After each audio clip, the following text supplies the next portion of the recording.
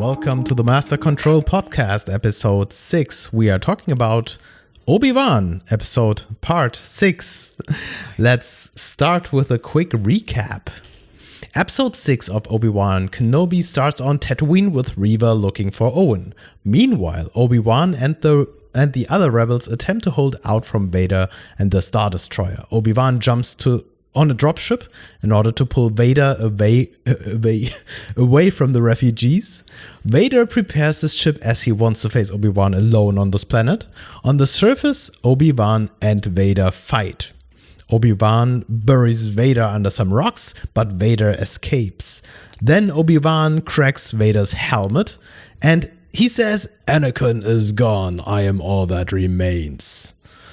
Then Obi-Wan takes off, leaving Vader alone on the planet, and the Star Destroyer lets him pass for some reason. Meanwhile, on Tatooine, Reva reaches Owen's farm, and she chases after Luke. Meanwhile, Obi-Wan heads down to Tatooine in record time, where Reva knocks out Luke and looks to set out to kill him. But before she does, she sees herself in Luke's position and changes her mind, realizing that she is pure evil. And this is why she carries an unconscious Luke across the desert to Owen while Obi-Wan is watching her arrive. Then Vader heads back to Mustafar and speaks to the Emperor about how he's going to probe every system and find Obi-Wan.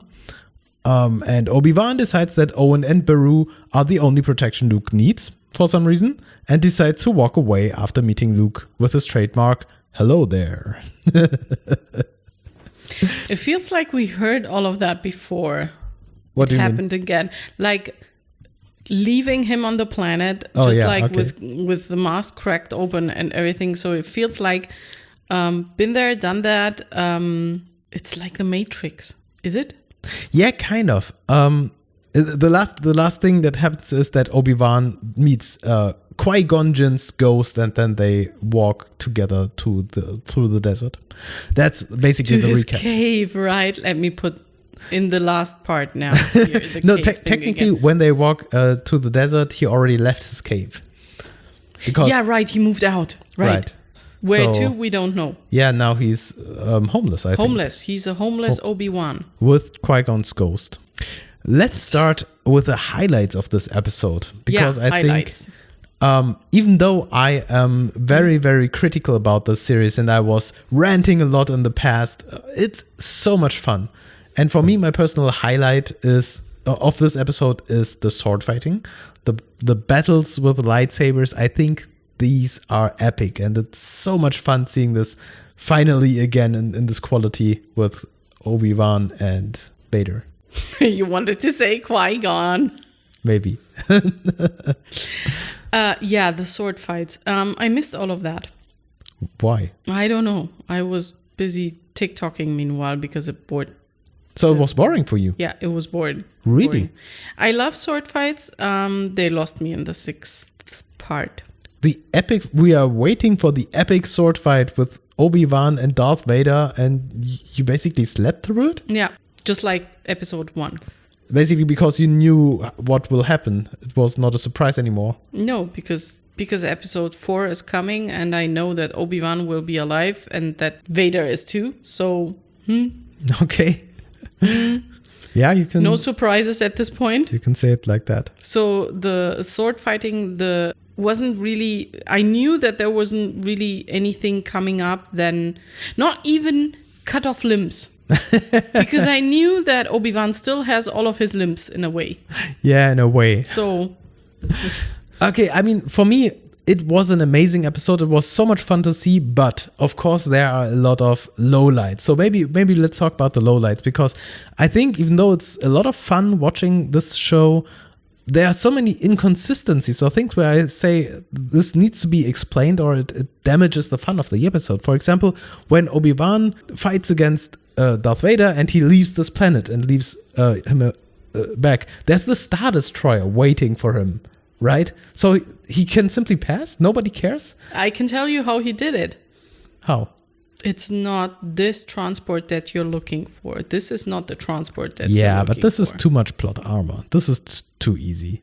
Yeah, but this is what they are suggesting, that in a way Yeah, it but was then, okay. Then he could have done this in the beginning when they were chasing them. Yeah, you stopped chasing us, and then no, it's he over. didn't have his powers back. Yeah. He needed to train the muscle. Then, of course, Obi-Wan catches up with Reva. They leave at the same time. Reva goes to Tatooine, and he goes chasing cats and mice with Vader. Mm-hmm. And then he somehow arrives on Tatooine 30 minutes after Reva. So this does not fit together. It feels so artificially assembled. For me, this destroys the timeline of this episode. Yeah, it was warp 12 or something. He caught up on her, with her. And if it wasn't warp 12, it was... and I know there is no warp 12. I don't know. It was the 88 miles per hour. I don't know what happened. They kind of got lazy on the storyline. I agree. And the biggest plot hole for me is, of course, you're right. Obi-Wan needs to go into exile and Darth Vader needs to survive. This is what we need for episode 4 to if happen. they don't put another season. And that's why I was Obi-Wan expecting that Obi-Wan will be defeated by Darth Vader and run away in a way, because this would match the expectations. But when we saw that Obi-Wan defeats Darth Vader and basically opens up his helmet and almost kills him, why does he not actually kill Darth Vader? And I'm not saying like slaughter someone who's not able to defend himself anymore, but we established that Darth Vader killed Anakin. They literally said that Anakin is dead, I am Darth Vader.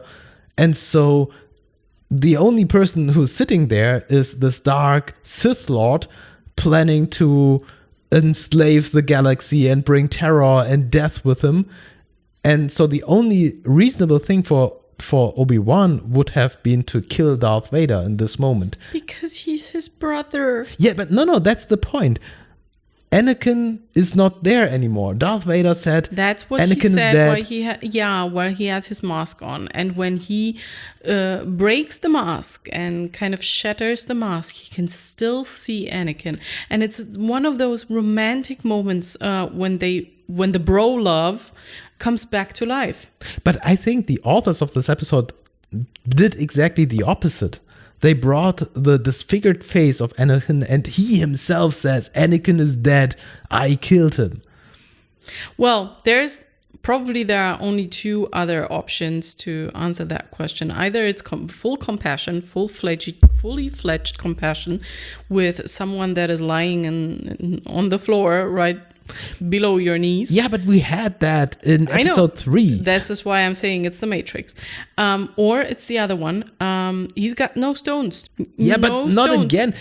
All of these excuses, they fit episode 3, where he did the biggest mistake of his life, leaving Anakin half dead back there in the lava. Even though he had the high ground.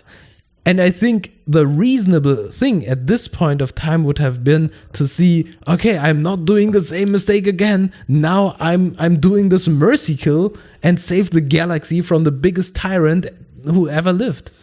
He doesn't know yet that he's the biggest tyrant who ever lived, or at least... Oh, yeah, he did. Oh, yeah. The last 10 years, there was this reign of terror of Darth Vader. Well, and then there is another thing. Maybe there's a third option that I disregarded up until now. He knows the babies, his babies. He doesn't want to say to Leia, I killed her father, or to Luke in the future. That could be a thing. Yeah, but literally... Darth Vader said, I killed Anakin. This was the perfect setup for Anakin is already dead. Everything you say makes sense. But the authors of the episode negated with their script writing exactly those points that you're just making. Maybe they had a bad day. I don't know. I don't know. I don't know what happened when they wrote this part. Not the episode, the part. So... Let's move on because we're not going to agree that this is a reasonable decision on the story plot. Why is Obi-Wan stopping to watch over Luke a day after an almost deadly assault? Yeah, I have no idea. I thought... I know, it's your question. I was just giving it back. We know in episode 4, Obi-Wan is still on Tatooine. And so I assumed he is still there to protect Luke in some way, right? Because that's the reason he's there. And now we see, it's important that he's there because otherwise the evil Sith would have come and killed Luke. So it was a good thing that he was there. His decision to say, okay, now I see that he does not need my protection literally hours after a Sith Inquisitor came to this planet with the goal of killing Luke. Why? What's the decision process of saying, no, he does not need me anymore? I think those are the repercussions of too long alone in a cave to come back to the cave story. He lost all of his senses and all of his brains in the process. Yeah, but that can't be in the script. Maybe this is why he says in the end, hello there. We don't know. It remains a myth. A Sith myth. No, a Jedi Sith myth. Sith myth is good. Sith myth. Final words for this whole cluster fudge, as it turned out. My final words are, I'm gonna watch the next season though. I don't know why. Probably because I'm, as they say, irrevocably in love with Star Wars. Yeah. What about you? Yeah, kind of the same. And it's always weird that if you ask me now about what I think about Obi-Wan, I will say it is amazing. It's so much fun to watch. And it actually is. I will probably watch this first season again because it is well made. I love the music. I love the cinematic. I love the scenery. I love the characters. It's so much fun to watch it, even though I can rant for hours about these weird plot holes. But to be honest and to be fair, I'm also ranting about the classic Star Wars movies and their weird fantasy fairy tale ambience that is happening there, right? So I always rant about Star Wars, even though I love Star Wars. And so it's the same with Obi-Wan. I think it's one of the best Star Wars productions that we got. It's a lot of fun, but still, it could have been so much better if they took care of these very weird plot decisions everywhere. I'm looking very much forward to Andor, by the way. Yes, but now that I've seen Obi-Wan, I guess it will be kind of the same. It will be amazingly produced with a lot of amazing action sequences and fighters and laser battles and maybe even some Jedis. Maybe they don't cut meat. But I guess they will be lazy in their plot development. Or maybe it will be way better because with Andor, I'm just thinking. No, maybe I have an epiphany. Oh, okay, please tell. And now, bear with me, guys and gals. Is Obi-Wan Kenobi a butcher? That's it? I mean, think about it. He cut off the limbs of Darth Vader. And now, job-wise, when we start the whole part thingy 1, 2, 3, 4, and so on, his main job is to cut meat. He's a butcher. Obi-Wan the Butcher. Can we leave it just like that? That's just an epic ending for the whole thing. Yeah, we can, but let me finish my sentence from before with Andor. You didn't leave me finish. The advantage of Andor is that they don't have to fill these gaps between a pre-existing story.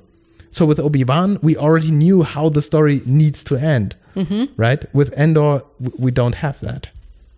So basically, apart from the main character. Basically, apart from the main character. Okay, yeah, you're right. The main character is already predefined. Yeah, okay, so maybe we have the same problem. Okay, so Obi-Wan the Butcher. Obi-Wan the Butcher. See you then in season 2. See you in season 2. Bye. Bye.